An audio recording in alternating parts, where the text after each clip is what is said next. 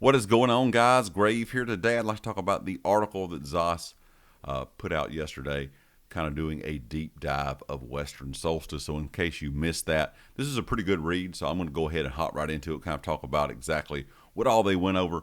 First of all, they talked about building a brand new world. It says, when designing the new zone, we wanted a setting that could fully support the story we're telling with the rise of the worm cult. And of course, this is coming from Jason Barnes, which is ESO's zone lead in charge of the new zone.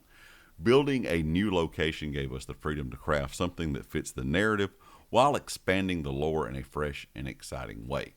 So that was one thing that I talked about in a video a few days ago, where I was really enjoying the idea of this story being a sequel to the base game story. So the story from 10 years ago. So they're going to be able to build on a zone that we've never seen before. Now, of course, it will have some similarities, of course, to Somerset. That's been one of the kind of talks within the community, that it looks a lot like Somerset in some ways. But also, you're in a zone that's never, been done in any other ESO game or any other Elder Scrolls game or in ESO, excuse me. But it's just something that I thought was really neat, because they kind of can build their own story, kind of off that original story from 10 years ago.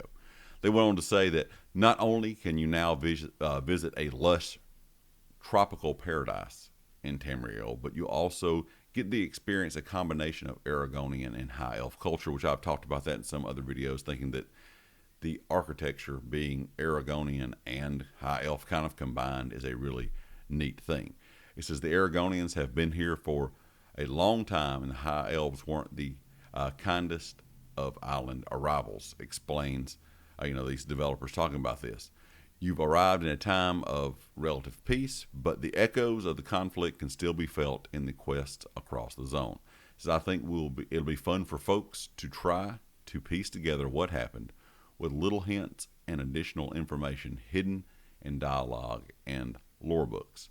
Also, they talked about the sights and scenes and slayings of Solstice. Solstice isn't just beaches and backstory, of course.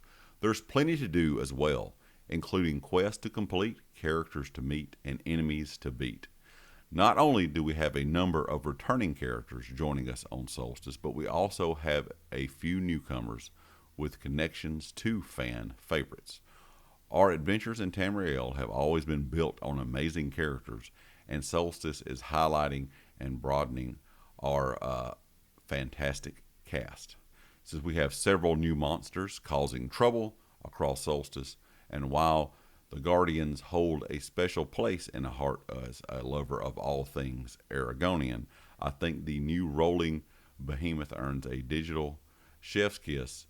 They personally cannot wait to jump in and into the fray and be squished alongside other players. It says keep an eye out for a wild carnival packed with zany characters and hard to miss, thanks to the massive colorful tents and strange oddities that surround it.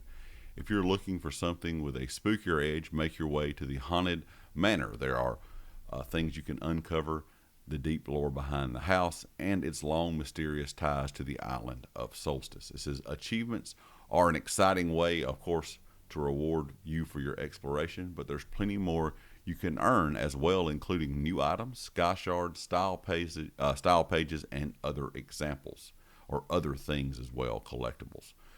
For example, wearing 5 pieces of the new Three Queens Wellspring item set offers a bonus to your magic recovery that is increased based on your maximum magic, providing a new double benefit for stacking that resource.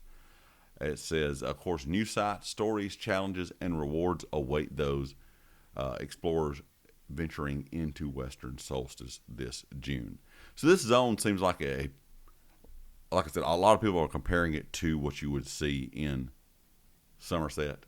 To me, it reminds me of a mix of Somerset and kind of what we had in Murkmire, building-wise, kind of meshed together on this tropical island, or at least the western part being that tropical island.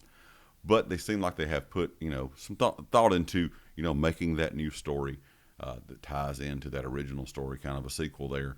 Also adding in some new enemies, which we usually get that, and those are always neat in any zone we've got over the past several years within ESO. But also just overall, they're wanting to go for something kind of fresh and new that we have not experienced, like I said, in a past Elder Scrolls game or even in ESO. And I really like that idea. And I hope they kind of continue to build on that going forward. It's great to go back to some of these older zones from fan favorite games over the years. But at the same time, I really like when they come out with a new zone that we haven't experienced in a previous game. That's a really fun time to me because it's something new that everyone experiences kind of at the same time. It looks like there's going to be a lot of stuff to do in this game. Of course, in this update within the zone itself, finding things. I'm sure we'll have plenty of things to dig up, mythics, all that kind of good stuff. But overall, I just want to kind of give you guys a general idea of, what the devs were talking about with Western Solstice and kind of what they were doing thought-wise when creating this. Leave me a comment with your thoughts. Let me know what you think. And, of course, if you like the video, hit the like. If you have not subscribed yet, please do so. And I'll catch you next time. Peace.